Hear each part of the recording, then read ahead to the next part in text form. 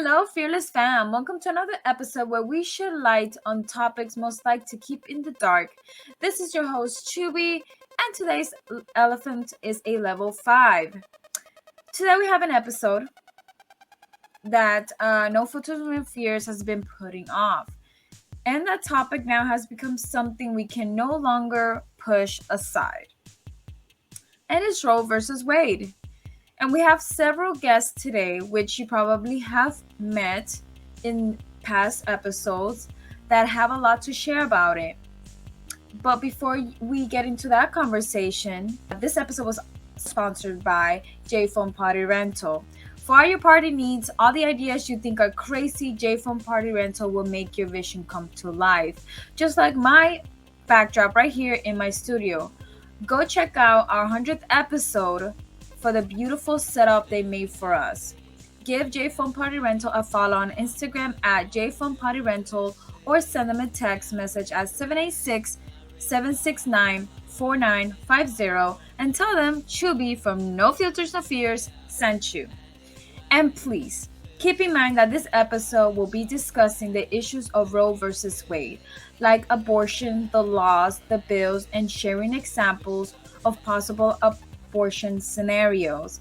Also, we will be sharing our personal feelings, sharing facts and opinions on the subject of abortion. So please keep that in mind. If you want to proceed further with the episode, stay tuned. And now for our guests to join us. So, thank you everyone for joining us on today's episode. This is episode 2. I'm very excited for this episode, as you already know. A lot of crazy things has happened in the past couple of weeks, months, with the overturn and of Roe v. Wade. This is what this episode is about, and I would like for you guys to for you all to introduce yourself and say a little bit about who you are, so then we could get this discussion rolling on how it's gonna affect all of us in all the possible ways. So Jay, if you want to go first, it's fine by me. All right. My name is Jay, or Supa the Poet. This actually hit me pretty hard. I actually didn't think it would get overturned, so I was one of the people that kind of slept on it a little bit.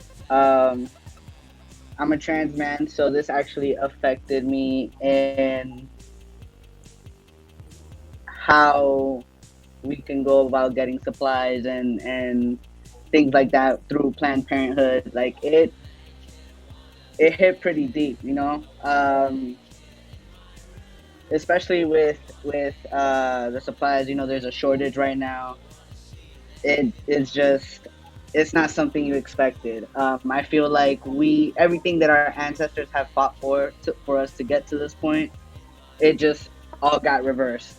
Like in a matter of blink of an eye. That's how it felt like, and I know there's a lot of people that this is affecting too, because I feel like, why is it people that this isn't even gonna affect you? Like, you're like 80, 90 years old. Why are you even still in the office making decisions over our bodies, And it's like less than 10 people. And out of the 10, and out of the amount of people, how many, in my opinion, did you see actually this could affect them? Like, I just don't understand it. Like, I feel like everything that's meant to help us and meant to progress us just somehow gets taken away. So I feel like we really backtracked decades worth of work that people have done before us, especially in our community. Totally agree with you. And Amanda, how introduce yourself, and how did this affected you or will affect you? Because it's still gonna affect us regardless, So Yeah. Well, thank you for having me on the show. Guys, my name is Amanda. I'm also a poet like Supa. Check out Supa. Supa's the bomb. and I'm a writer, I'm a poet. And when I got the word that Roe had been overturned, I was somebody who was a little bit more up on game. I knew that this was in the works. I knew that while everybody was like stuck on the scroll and, you know, kind of like brainwashed and giving a shit about what Kim K was doing and who she was dating and all this stuff, like I knew that this was kind of like happening. And at that point that I kind of realized it, the Trump administration had already put the justices in place to overturn Roe. And that's when I got more involved. I was like, I didn't necessarily think that they were lying under oath, which they did. But I knew that they were very right wing. And I don't know, I cried. I cried when I got the news. And I've been very outspoken on it before, on my show with my best friend Lisa, Sex Talk Saturdays, and more so now, just because I feel like people are not as upset as I am. Like I feel like people like kind of like they think it's not going to affect them, but it will in one way or the other. And even if it doesn't affect you, it's going to affect somebody that you know or you love. And like this is real life, you know what I'm saying? I think that our society is so digitized. I don't know if that's the right word, but like everything's so digital. People are so out of touch that they forget like these laws actually affect like real people. And you know, I'm a lesbian, and when I had said something about me being distraught over it, people were like, but you're gay, it doesn't affect you. And I'm like, I still have a uterus. And not only that, but I still believe in body autonomy. I still believe in privacy. Mm-hmm. So even if I was a man, I would still believe in body autonomy from the government and privacy and religious freedom, because they're trying to make this about religion. And I think it's bullshit. It's not about religion. They're just scapegoating. They're using like Jesus to get this through. And it's very much traditional on how this country was built. Right. I feel like we're going back to like the 1700s. Like shit is scary, you know? And when I had said something today, I was crying because again, our community they're coming for us next. I said, they're coming for us next. They're already coming for trans people. They're already coming for everybody. Like anybody who isn't like, you know, straight white. Yeah, exactly. Straight and white, you know? So it's just like old male. I'm scared. It's a scary, scary time.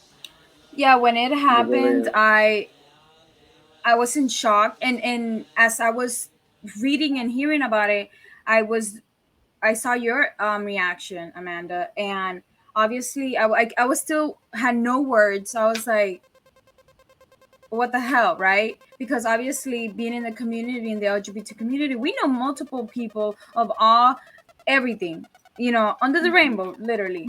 And what boggles my mind is that people do not understand that Planned Parenthood, for example, they don't only provide abortion, but they also provide, you know, a multiple of things like condoms. They provide a bunch of things that are helpful for societies, like STD tests and HIV and, you know, contraceptives. Yes, all of those things. And they only are focusing on abortion, and they're losing the bigger picture that a place like this is losing a lot of resources for people that could go there. They're making Planned Parenthood the enemy again with like this mind warping technique. This is a technique that they are using, you know, the scapegoating like bullshit. Like it's very fucked up. But the thing is, Planned Parenthood is literally called Planned Parenthood. Like they're not anti-family, they're not anti-babies, they're not they're literally for preparing people when they're ready to have a kid and when they're not ready to have a kid. Exactly. You know, like it's just crazy to me. Right. So it's not like they're doing their their research on, okay, what is this facility providing? This is all they're seeing. And then a lot of people, like I said, are losing the resources that, like Jay mentioned, when you go there. And now where are they going to go? So it's a trickle effect. It's a domino effect that started with this, and now it's gonna just keep going and going and going. And like you said, Amanda, it's gonna affect everybody literally at the end. Because if a person is gonna want to go to anywhere to get, let's say, a mammogram or I don't know, to just check on your baby, you're not gonna be able to do it because we lost that right. And you thought it wasn't gonna affect you because you're white, and you're and now your wife has a kid, but she can't do anything about it. You know what I'm saying? So, and you just triggered my memory. I saw this YouTube video the other day, and it was talking about they were talking about Christian women who have had abortions and why they had them, and they were all for different reasons. But many of them were like medical. Again, an abortion is a medical procedure, and a lot of it was because something was wrong with the fetus. It wouldn't be able to live outside of the body. It was poisoning or killing the mother, or the person carrying it, I should say. And it was just really, really interesting because I feel like when it comes to abortion, the right wing usually will try to be like, it's because women are being like loose with their bodies, like they're trying to punish women. You know what I'm saying? They're trying to punish people for being sexually free, and not even realizing that, like, one, that's their right, like literally that was a right that they took away from us. And two, there's many other reasons why people have abortions. Right, exactly. And we don't know their situations until we obviously hear them out. Right. I'm pretty sure you all heard about the 10-year-old that I was about to mention that. Yep. What are your thoughts on that? Because obviously I have mine. I want to know. Obviously, this is no argument that she should have just gotten the abortion. She's a child, but nonetheless, I would like to, right.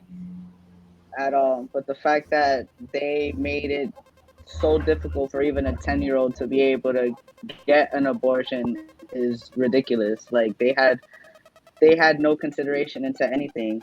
It was just a control thing. They want to have control over, like you said, women in general. But now this is strictly down to the children. What happened to saving the children of the next generation?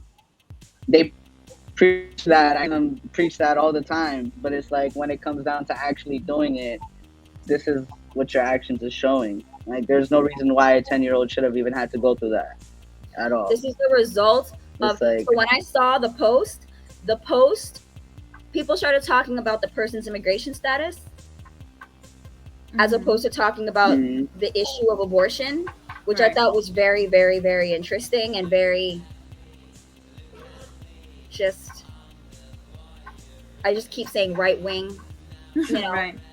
I just, far right, like this is a far right way of thinking, because when you're talking about a child who was sexually assaulted and had to go out of state to have an abortion, you guys are concerned about the immigration status of the person who assaulted her. I think you're missing the point. You know what I'm saying? Like that's a different conversation. Right now we need to talk about how we're going to save this child, And did you see the woman who was speaking about it when I think it was in Congress that they were talking to her, and she was like, yeah, power to the dude who was like handing her the book. He was like, so you think that it's okay for this and that? Like he was like giving it to her.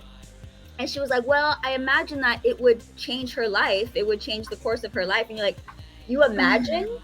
Like this child has been traumatized multiple times, and now the government is assaulting her as a person again, in a sense, know, because forced pregnancy is trauma. It is, especially again for a 10-year-old child. And I can't believe that she had to go all the way to Indiana just to even get it. Like, I don't know if that happened yet, but I know that they were talking about sending her to Indiana because it's the closest state to her. But Yep. how can you sit there as a grown ass white woman and sit there? No, this person was a white woman sitting there saying this. Don't you have, if she has children, don't you feel like, oh wow, what the hell? Okay, let's get it done. She shouldn't be going through this. This is not acceptable. You have to think about it and sit there and be like, maybe they could keep what? It's disgusting. And like Jay was saying, like you were saying, Jay, they always say the children are our future, right? I totally agree with you. They always say that, but what are we doing to protect them? What are their futures? We're shitting on their futures right now. Oh, exactly. I mean, not us. But you know. We're trying our best here with... We're trying to save y'all. We're trying our best here with bringing conversations like this to light. Again, this is a topic that No Filter Sniff has strayed away from for 2 years because we did not want to talk about it. But then I realized this is the point of this show, to talk about things like this, especially like for us right now. We are women of people of color, and we are, all of us are in different sections of who we are: non-binary, transgender person, and then you are a lesbian as you identify. But that does not mean that the issues out there will not affect us. And I think that's what people do not realize. It doesn't matter what you identify as, you're still a person with a body. Right? Like, it doesn't matter how you identify, your body is still yours, and now you have no rights. Yeah. So, and it was pretty offensive, honestly, when somebody had said something about, you know, oh, you're a lesbian, it doesn't affect you. And I was like, it hurt me deeply, because I feel like I don't want to say most, but a lot of Americans think that way. A lot of Americans are like, if it doesn't affect you, then it doesn't matter, or I shouldn't care about it. There are a lot of issues that don't affect me that I care about, because I care about other people. I care about the future of people and our nation and freedom, you know, and it's all interconnected. So like, when you go after a trans person, you're coming after me. When you go after a black man, you're coming after me. We're all interconnected in that way. You know what I'm saying? And it's very, very just disheartening. It's very, very disheartening to see people just be like, it doesn't affect me, so I don't care. Like, oh my God. I think that's my biggest issue that I have, that I know people personally who are people of color, who are in the LGBT community, who are X, Y, and Z, and they're living their bubble, and into that bubble is popped. That's when they're like, oh my God, I didn't know this was going on. And I'm like, yeah, because I get it. Being in this political aspect of your everyday life all the time, yeah, it gets tiring. It could get overwhelming to read all these sad things on the news and wherever you read them at this point. But at the same time, it's like, you have to step up at least a little bit for your own sake, and for if you have kids, for your partner or your friends, you know, because it starts with us, you know, to do something about it. Like, for example, Amanda, you know how you're doing the God Save the Primaries, yes, save the God Save the Primaries. That is a step that, if you do not read your ballots or whatever about what they're doing with, like, for example, the trigger states or things like that, it's still going to affect you because you're not filling in the right information. And you know, they tie shit together. That's one of the things that's like, I don't know exactly what needs to be done to like separate these things on the ballot, but I remember one of the last times I was at an election, they were like tying issues together. And like, let's just say, like, for example, like maybe like abortion, and then like vapes, you know, like, and then like tie them together, like the legalization of both of those things. And I'm like, what, you know? And it's like, if you say yes to one, it's the other, like, just the way that it's set up is fucked up. It's really fucked up. And it wasn't until I was standing there at the ballot that day that I realized what they were doing. They're trying to literally they're trying to fuck us. You know what I'm saying? It's like, oh well, you know, if Mhm. you still want to smoke your cigarettes, then you better say, then you get your cigarettes, but you're also going to say no to this or whatever. You know, it's just, and Right. I'm still in the beginning stages of really educating myself to the next level on how the government is working, and they're fucked up. It's fucked up. The lobbying, the gerrymandering, the way that they set up the Mhm. districts, like it's just, I Yep. understand why people feel like it's a losing battle, but I feel like people are ignorant to how it works and ignorant that it starts at the local level. It starts at the local, and for years I didn't vote on local levels. I was like, oh, I'm gonna do the presidential election, but by that time, it's too fucking late. Right. Mhm. Your mayors, your representatives, your this, your that, the people who create your electoral college, like those are the people who are going to determine where your state and where things are like heading. And we just have to rebuild now, literally from the beginning, which is now, and which is why I created God Save the Primaries, because I just want to get people educated and involved on the local levels in their district, because my district isn't your district and it's not yours. So we have to know like what's going Yep. on with our representatives and what's going on with our senators, and who these people are, and are they a bunch of fucking liars like the Supreme Court justices who said that they weren't going to overturn Roe v. Wade and actually did it. We got to get involved. You got to get, we just, like my mind like explodes, So frustrated. right. So it's a domino effect. You know, it starts from there and then it Mhm. just continues. So how have you all seen it wherever you guys live? How do you see Roe v. Wade being transitioned, like out in the streets? How do you see that? Like, um, how has it affected your community? Like, anything has happened that you've noticed besides rallies that we've noticed here where I am? How about your states or your cities? I'm in Jay, Boston, so it's been a roller coaster, I would say. Yeah, they've, like you said, the rallies and stuff like that. We've had that, of course.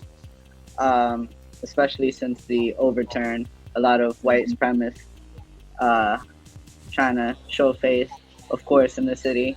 Um, but as far as with the community and people, like I've said, it's been hard for people to get services and hospitals and just the regular community services centers that they go to be able to get the supplies that they get. Not everybody has insurance. Not everybody um, is able to afford certain things, and this definitely like set a lot of people back. It's kind of like how it was during the pandemic when you had to, pack everything for, get them in bulk because mm-hmm. there's a shortage. So I mean, that's pretty much how it is right now. Um, That's scary. it is. It very much is. I feel like everybody's just trying to figure out how to pull it together, especially within their own communities, and how to push forward. Like I'm in a few groups myself, a few trans groups on Facebook and different social medias, and just pretty much we talk about the same things: how to help each other out, get needles, get syringes, whatever it is that they need for their T shots, or vice versa. Other services that are open, whether it's like if you're not accessible to it, everybody carpools and things like that, and just like figures it out. And it's just Beautiful. like, yeah, and it's just pretty much trying to figure out how we're gonna move forward. Um, I'm worried about the kids in the future. The people who were the kids who are going to be scared to come out, especially like in places like Texas, where it's like their parents are even getting arrested right now just for even knowing that their kid is gay or queer. Like that's really scary because I mean we had a different fear coming up. Like me coming up, I came out when I came out. I came out when I was 12. But I had the luxury of an accepting father. You know what I mean? My Beautiful. mother's side wasn't so accepting, but it was like at least I had one out of the two. Now it's like these kids aren't. What are they gonna have? You know what I mean? And it's like that's what I'm thinking about, and that's what I'm trying to work on is figuring out how to get a community that can help these kids when they come out, especially having to deal with this overturn as well. It's a lot of things that they're dealing with now, right alongside with us, and it's crazy because when you're a kid, you should just be enjoying being the kid. And a point that you touched on is, especially now in school, they don't say gay bill, that you're not able to, talk about or express it, or talk about that in school. That is the time where kids are learning who they are. Like, I wish we had that when we were growing up, like the ability to be like, hey, I am feeling this feeling that I don't know what it is about, going to a counselor. People do not realize that this overturn is literally a trickle effect. And it affects real people, obviously, Exactly. and we're, the thing is, like, we're Americans, like, I mean, I'm not exactly sure, but I mean, I'm just saying we're Americans, you know what I'm saying? Like, if you're in this fucking country, you know what I'm saying? Like, these laws are like, they're supposed to protect us, and they're literally like sacrificing Americans. Affect you. And one thing that I need to say to Jay, I do not miss that about Boston, about their rallies. Oh my God, one time I was there when I lived there, and they had a whole rally. The KKK was literally walking down the street proudly, just expressing the what? That's literally how it was, but they all had face masks. They all had face masks, like the Proud Boys. I could not. Not so proud if you have a mask on. So this the Roe versus Roe v. Wade has opened up so many different what the fucks with all the crap that is actually connected to. And this is what this episode is about. It's just for us to realize that we, like you said, Amanda, we are real people. This is not going to affect a freaking bot on the internet. It's going to affect an actual person. So if you think that having your own rights, like body autonomy, it's not good, then this is not the episode for you. And it's going to affect you, believe it or not. And yeah, everyone's going to feel it in one way or the other eventually. Eventually it's probably gonna, it's gonna affect all of us in different ways and increments along the way, and something that you alluded to, Chubi, is just like there's a war on knowledge. There's a war on education. Like you said, those kids who like, we have the words now. We have the words, we have the verbiage, we have the, like, oh my God, I'm not crazy, I'm just non-binary. Oh my God, I'm not crazy, I'm just like, I don't know, like ADHD or whatever, you know what I'm saying? Like all of those little things, like to be able to like have the tools and the words to be able to like help kids. I think it's going to be really detrimental to the youth. It's going to be very detrimental to the country. I think the suicide rates are going to skyrocket again. The mental state, yeah. Everybody's mental state is going to start going to shit because these kids can't talk about what they're feeling in, when they're younger, and the whole don't say gay bill, they're talking more about like not talking about sexuality, right, like under third grade or under like a certain grade or something like that, which is stupid and fucked up. Because on Family Day, what is the kid with two dads supposed to do? What is the kid with two moms or whoever, whatever? Like, what am I supposed to do? I can't talk about my family, and then when everybody else has questions because I did show that my on purpose. Like, they're what doing the that fuck? on purpose. They're gonna isolate. It's like they literally found a way to isolate exile everything they wanted to in one shot. Exactly. And that hit me. Oh my! I literally lost my shit. I was like, no way, because again, when you are that age and like you said, Amanda, having whatever parents that is different from your classmates will affect you. Now you're gonna feel like crap, and now your mental state, and now you're gonna decline in third grade. As opposed to feeling supported because the teacher's like, it's okay. Some kids have two moms. Some kids have two. Like some kids have different parents, and that's okay. Now it's gonna be like, oh no, we can't talk about that. We have to shun away from the topic. And what would that make that kid feel like? It's going to be detrimental to everybody, because it's not only the kid who's going to get teased, but it's the kid who is doing the teasing who didn't get the knowledge. They're not a bad kid. They're not an evil kid. They just don't know. They just don't know. And what they were taught was that this is not just different, but it's something that we don't talk about. Right. So let's go back to the days where I fucking came out. Let's go back to those days. You know what I'm saying? Where it's like, oh no, it's just something that we don't talk about. Right. It's like we all said. It's like we all said from the beginning. It's like going back from the early. We can't go back to the 1700s like Amanda likes to say. It's just we can't go back there. It's literally like putting us back into the closets, into the hush hush, into the hiding who we are. We fought so hard again to be here, for us to be like, nah, I'm not gonna pretend I'm freaking straight. Not happening, okay? So you can't tell me we can't be like that.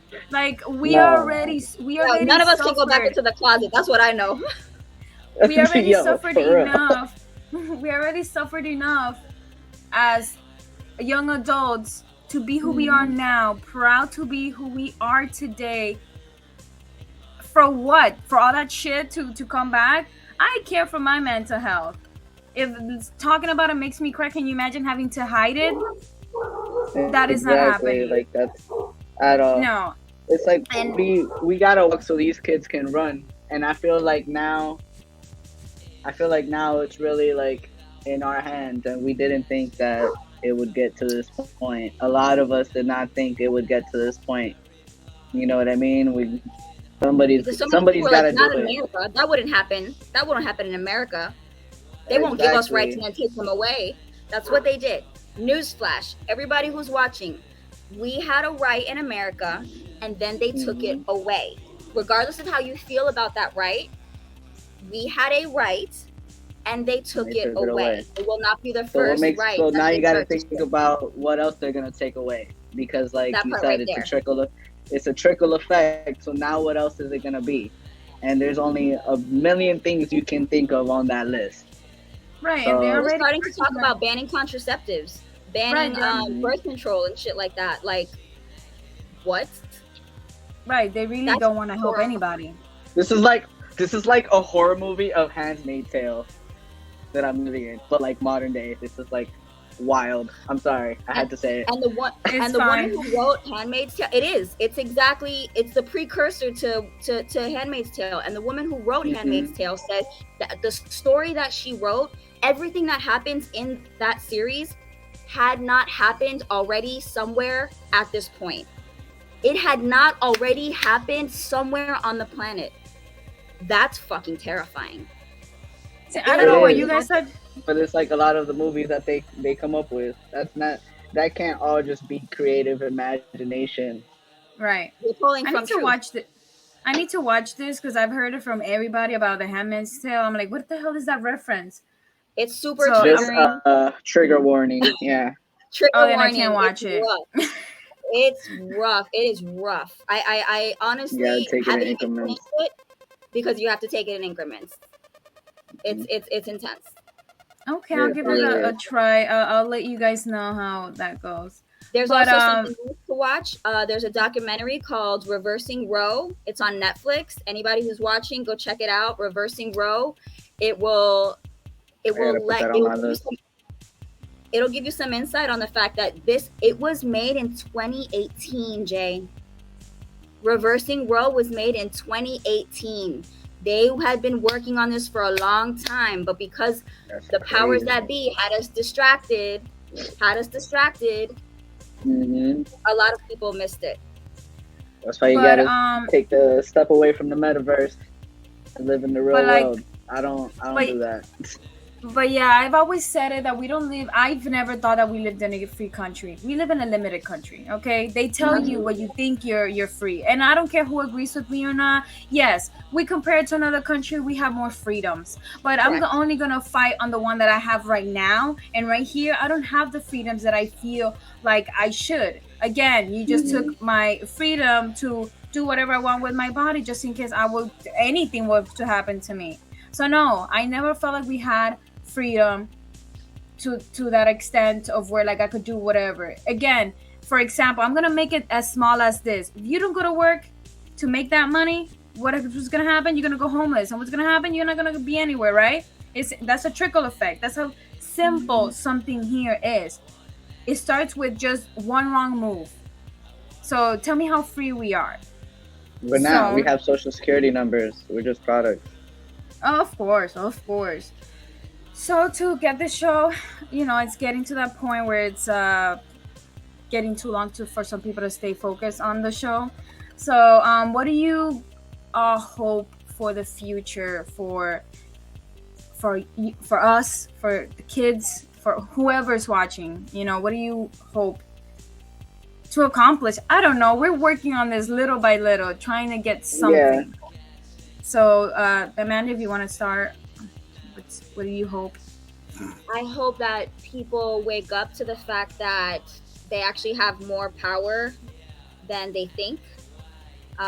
This just didn't happen out of nowhere. It's just because we didn't show up at the polls when we were supposed to, and we let these assholes confirm, these judges that lied under oath and overturned and took away rights of half of the citizens in this country.